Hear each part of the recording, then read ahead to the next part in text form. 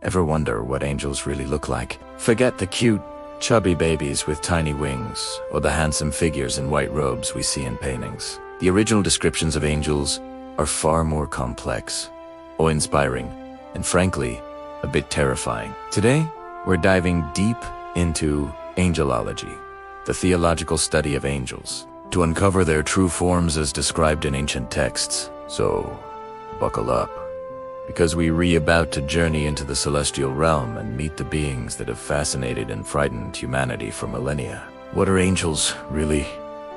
Let's find out. The celestial hierarchy is often divided into 3 spheres, each containing 3 orders, or choirs of angels. We'll start at the very top, with the first sphere, the angels who are closest to God, existing in a state of pure, unfiltered, divine glory. These aren't the messengers you might be familiar with. These are cosmic beings of immense power and unfathomable appearance. First, we have the seraphim. Their name literally means the burning ones, and for good reason. Described in the book of Isaiah, these are beings of pure light and fire. Imagine a creature with 6 wings. With 2 wings, they cover their face, unable to look directly upon the unfiltered glory of God.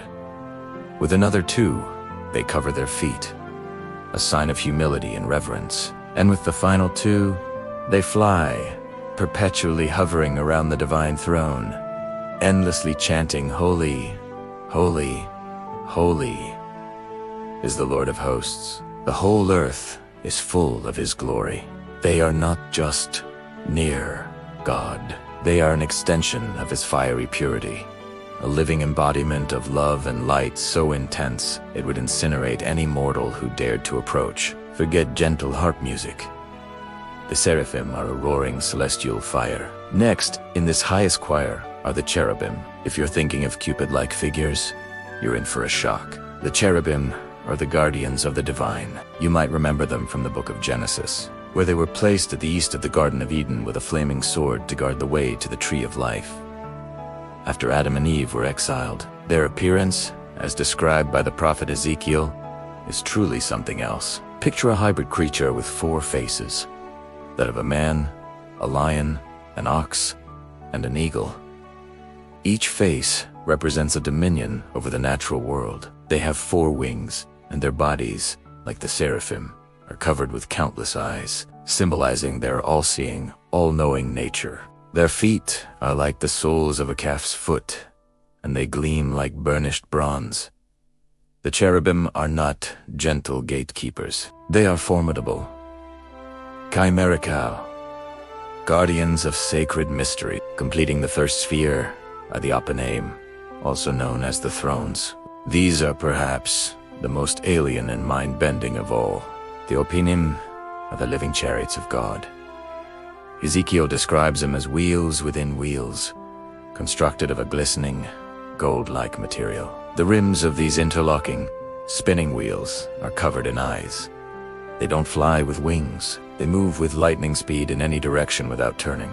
They are described as being terrifyingly high and full of a spirit of life, moving in perfect synchrony with the cherubim. They symbolize God's divine justice and glory in motion. When you think of the Ophanim, picture a surreal, cosmic machine, a system of ever-moving, all-seeing spheres of light that carry the very presence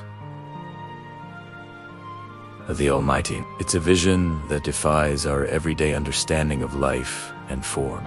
So, that's the first sphere, the fiery seraphim, the hybrid cherubim, and the wheel-like opponent. These beings are less like messengers and more like fundamental forces of the universe, cosmic entities whose very existence is a testament to the awesome and terrifying power of the divine. They are not here to bring you messages, but to maintain the very fabric of the celestial order. Now, let's move down to the other spheres, where we find the angels who interact more directly with the human world. These are the messengers, guardians, and warriors of the celestial army.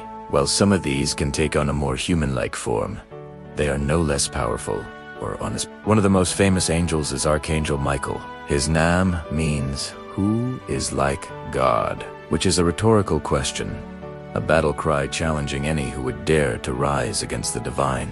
Unlike the beings of the first sphere, Michael is often depicted in a form we can more easily recognize. A powerful warrior. Imagine a commander with a strong, imposing build, wearing magnificent silver and gold armor that seems to radiate its own light. He carries a shining, divinely crafted sword, a symbol of truth and justice that can cut through any lie or deception. Michael isn't a passive figure.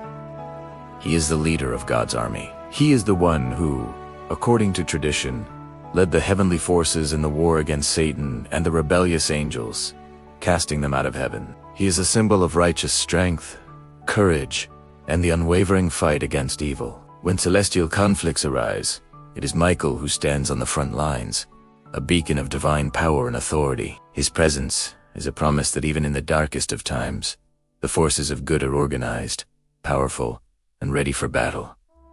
But not all angels are warriors. Many serve as messengers. The original meaning of the Greek word, these are the beings who bridge the gap between the divine and the mortal, delivering crucial proclamations, warnings, and guidance. Think of Gabriel, who announced the forthcoming births of John the Baptist and Jesus. These angels often appear in human form to avoid terrifying the mortals they visit. But even then, their presence is so overwhelming that their first words are almost always, "Be not afraid." They also act as guardian angels, assigned to protect individuals, communities, and even nations. They are silent watchers and protectors, engaged in a constant, unseen spiritual struggle on our behalf. This brings us to a crucial aspect of angelology: the spiritual war. The story of angels isn't complete without acknowledging the concept of fallen angels. The most famous of these is, of course, Satan, or Lucifer, once a high-ranking angel, perhaps even a cherub, whose pride led him to rebel against God. He wasn't alone. A third of the angelic host is said to have joined his rebellion, and they were cast out of heaven, becoming demons. This initiated an ongoing cosmic conflict, a war between the forces of heaven, led by Michael and the loyal angels, and the forces of darkness, led by Satan. This spiritual battle is not just a myth from the distant past. For believers, it's a present reality. The actions of angels and demons are seen as influencing the events of the human world, a constant struggle between good and evil, order and chaos, light and darkness. Every choice for kindness, truth, and love is a victory for the light, while acts of hatred, deceit, and destruction fuel the darkness. This celestial war frames our own moral and spiritual struggles as part of a much larger, cosmic drama. So, from the fiery six-winged seraphim and the monstrous cherubim to the terrifying eye-covered wheels of the Opunam and the warrior archangel Michael, the truth about angels is far richer and more startling than popular culture would have us believe. They are not just gentle helpers. They are cosmic powers, divine guardians, and fearsome warriors engaged in an eternal struggle. They represent the awesome, majestic, and sometimes terrifying nature of the divine. Their forms are meant to inspire awe and reverence, reminding us of a reality far beyond our own limited perception. What are your thoughts? Do you believe in angels? And what do you imagine they look like? Share your beliefs and ideas in the comments below. I'd love to read them. If you found this journey into the celestial realm enlightening, please give this video a like, share it with someone who might find it interesting, and subscribe for more deep dives into theology and mythology. Thanks for watching.